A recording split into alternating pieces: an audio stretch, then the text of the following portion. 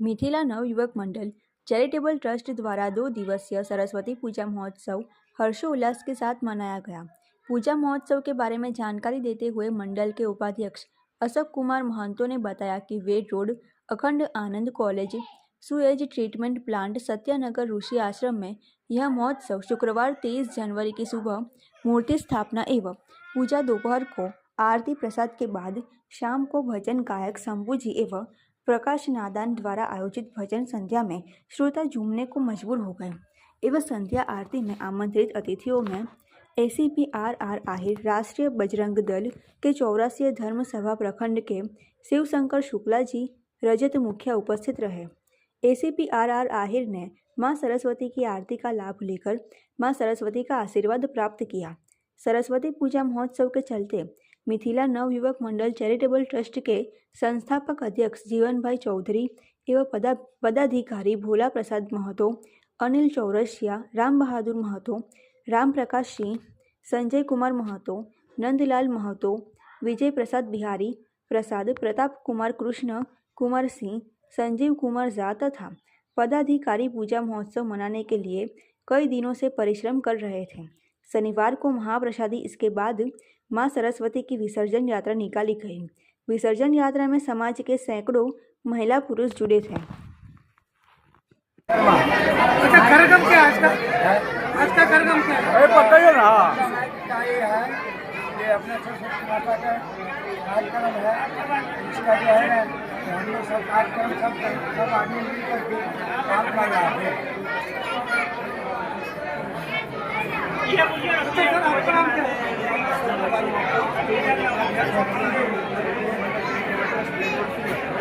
के नाते मैं यहाँ उपस्थित सभी मीडिया चैनल आप सबको बधाई देता हूँ। साथ में मेरा जितने भी हमारे कार्यकर्ता हैं उनको भी बहुत बहुत बधाई देता हूँ, क्योंकि उनके सहकार के बिना यह कार्यक्रम इतना सुंदर जो आयोजन होता है वो कभी संभव नहीं है। सबसे अगर बधाई के पात्र हमारे हैं तो इतना व्यवस्थित समय, जिसके पास समय नहीं है फिर भी उसमें से समय निकाल करके कमेटी के लिए और संस्था के लिए, समाज के लिए बात किया जाए।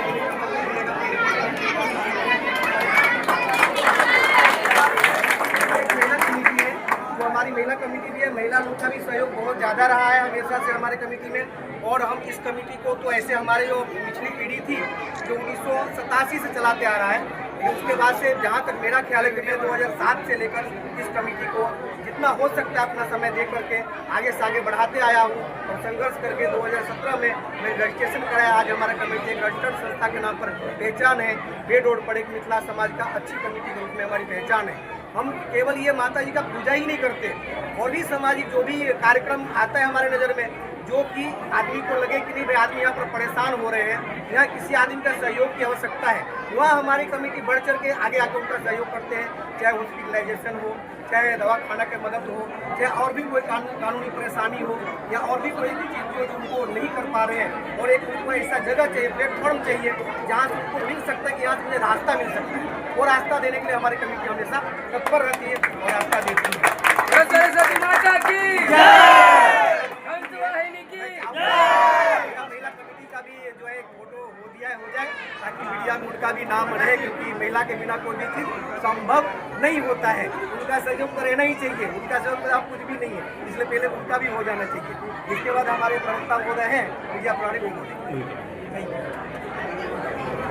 सर, आपका नाम, आप मीडिया प्रभारी, आपका नाम क्या है? जी, मेरा नाम राम प्रकाश सिंह है, और मैं जब से सूरत में आया तब से हमारे जो पिछले पीढ़ी के लोग थे उन्होंने इस संस्था को एक नॉर्मल तरीके से जो सामाजिक रूप से होता है, ये शुरुआत एक 24 घंटा का हम लोगों में होता है अष्टजाम रामधुन संकीर्तन, उसके माध्यम से एक शुरुआत हुई थी। ये संस्था कितने साल से चला रही है? ये संस्था हमको 1987 से चल रहा है, तो आप जोड़ लीजिए कि 13 वर्ष वो हो गया और 26 वर्ष ये हो गया। तो समाज के लिए आप और क्या करना चाहते हैं? समाज के लिए हम ये चाहते हैं कि समाज में अवेयरनेस फैले, धर्म के बारे में, अपने अधिकार के बारे में और अपने कर्तव्य के बारे में।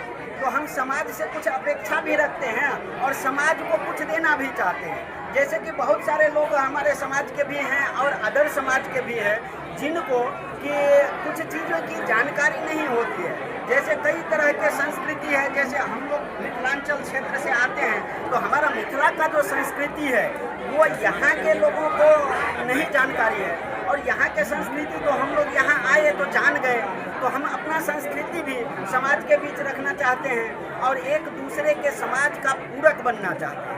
और समाज के लिए हमारा ये रहता है कि कभी कोई किसी तकलीफ में पड़े, कोई परेशानी हो, जो अक्षम हो, जिनके पास क्षमता न हो, वो हमारे कमेटी के नज़र में आए तो हम लोग सारे कमेटी जो हमारे संस्था है उसमें एक मीटिंग रख करके, एक सभा रख करके उस पर विचार करके, और कई बार हम जो असहाय निसहाय लोग होते हैं उनका मदद करने का यथासंभव जितना हमारे संस्था की शक्ति है उस अनुसार हम लोग मदद देने का प्रयास करते हैं। और वो मदद हर किसी तरह से है, चाहे वो कानूनी लेवल पर हो या फिर जो कोई स्वास्थ्य की प्रॉब्लम हो, किसी का कोई मान लीजिए कि बहुत तरह के तकलीफें होती है कि आदमी अक्षम रहता है, तो उसमें हमारी संस्था लोगों को मदद करना चाहते हैं। और लोगों से यही अपेक्षा है, अपील है कि जो भी हमारे संस्था से जुड़ना चाहे वो आके जुड़ सकते हैं, मिल सकते हैं।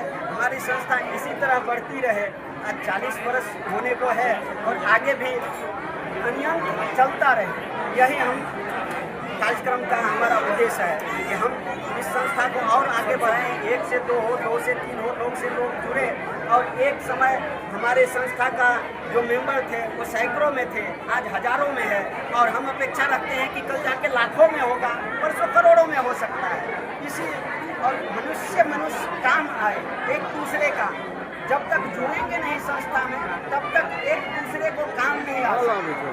किसी के ऊपर कोई मान लीजिए कि कोई प्राकृतिक आपदा भी आती है तो उस समय पे जब एक संस्था होती है तो संस्था से एक दूसरे के माध्यम से जानकारी होता है और लोग उनको मदद करने के लिए निकलता है। हमारी संस्था उसी में ज़्यादा से ज़्यादा सहयोग देना चाहती है। आप सभी आए, बहुत बहुत धन्यवाद।